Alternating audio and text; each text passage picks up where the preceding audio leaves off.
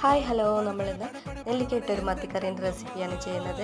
അപ്പോൾ നമ്മൾ കുറച്ച് മത്തി ക്ലീൻ ആക്കി എടുത്തിട്ടുണ്ട്. ഇനി അതിലേക്ക് വേണ്ടത് നാളികേരം, പച്ചമുളക്, നെല്ലിക്ക, ഇഞ്ചി, തക്കാളി. നെല്ലിക്ക നമ്മൾ ഒന്ന് കുക്ക് ചെയ്തെടുക്കുക. അതിനുശേഷം നമ്മൾ ചെറിയുള്ളി, നെല്ലിക്ക, നാളികേരം, കറിവേപ്പിലയും ചേർത്തിട്ട് നന്നായിട്ട് ഒന്ന് അരച്ചെടുക്കുക. നല്ല ഫൈനായിട്ടൊന്ന് അരച്ചെടുക്കുക. ഒരു പാനിലേക്ക് തക്കാളി, ഇഞ്ചി ഇട്ട ശേഷം അതിലേക്ക് മഞ്ഞൾപ്പൊടി, മുളക് പൊടി, മല്ലിപ്പൊടി, ഉപ്പും ചേർത്ത് കൊടുക്കുക. മല്ലിപ്പൊടി 1 സ്പൂണും മുളക് പൊടി 2.5 സ്പൂണും ചേർത്തിട്ട് വെള്ളം കൂടി ഒഴിച്ചിട്ട് നമ്മളതൊന്ന് കുക്ക് ചെയ്തെടുത്തിട്ട് അതിലേക്ക് നാളികേരം അരച്ചതും കൂടെ ചേർത്ത് ആവശ്യത്തിന് വെള്ളം ഒഴിച്ചിട്ട് മീനിട്ട് കൊടുക്കുക. ഇത് നമ്മൾ പാതി വെന്ത ശേഷം അതിലേക്ക് കുറച്ച് കറിവേപ്പിലയും 2 പച്ചമുളകും കൂടി ചേർക്കുക. ഇതിൻ്റെ ഒരു കുക്കിംഗ് ടൈം എന്ന് പറയുന്നത് ഏകദേശം 20 മിനിറ്റാണ്. ഇതിലേക്ക് കുറച്ച് ചെറിയ ഉള്ളി, കറിവേപ്പിലയും കൂടെ വറുത്തിട്ട് കഴിഞ്ഞാൽ നമ്മളുടെ മീൻ കറി തയ്യാറായി.